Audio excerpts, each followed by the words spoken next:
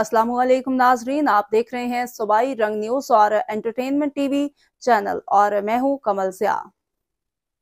सबसे पहले नजर डालते हैं आज की अहम खबरों पर। सेक्रेटरी हेल्थ पंजाब अली जान ने DHQ टीचिंग अस्पताल सरगोदा का दौरा किया। इस मौके पर उन्होंने अस्पताल के इमरजेंसी वार्ड में मरीजों की इयादत की और फराहम करदा सहूलियात का जायजा लिया। उन्होंने अद्वियात की दस्तयाबी और फराहमी को भी चेक किया। सेक्रेटरी सेहत पंजाब अली जान खान ने DHQ टीचिंग अस्पताल, गवर्नमेंट TB अस्पताल और नर्सिंग कॉलेज स्कूल में जारी तरक्याती स्कीमों पर पेशरफ्त का भी जायजा लिया। सेक्रेटरी सेहत अली जान खान ने कहा कि वज़ीर आला पंजाब मरीम नवाज की हदायत पर तमाम सरकारी अस्पतालों का दौरा करके अदम दस्तयाब तिबी सहूलियात का जायजा लेकर शहरियों को मेयारी और जदीद मेडिकल हेल्थ केयर फ्राहम करने का अज़्म है।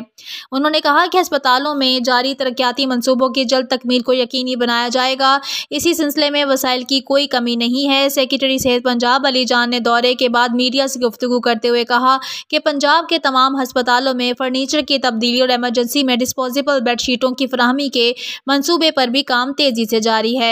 अली जान खान ने DHQ अस्पताल में हर शोबे में दस्तयाब तिबी सहूलियात पर भी रोशनी डाली। इस मौके पर DHQ टीचिंग अस्पताल Sargodha medical superintendent doctor Mushtaq Bashir Akif, principal doctor Humaira Akram, CEO health Sargodha doctor Asad Aslam, additional medical superintendent doctor Nayyar Abbas Khan, DMS doctor Mohammad Tariq, doctor Mohammad Asif, doctor Raja Suhail, director फनानाज इखलाकुल हसन और प्रिंसिपल नर्सिंग कॉलेज समेत दीगर डॉक्टरों भी मौजूद थे।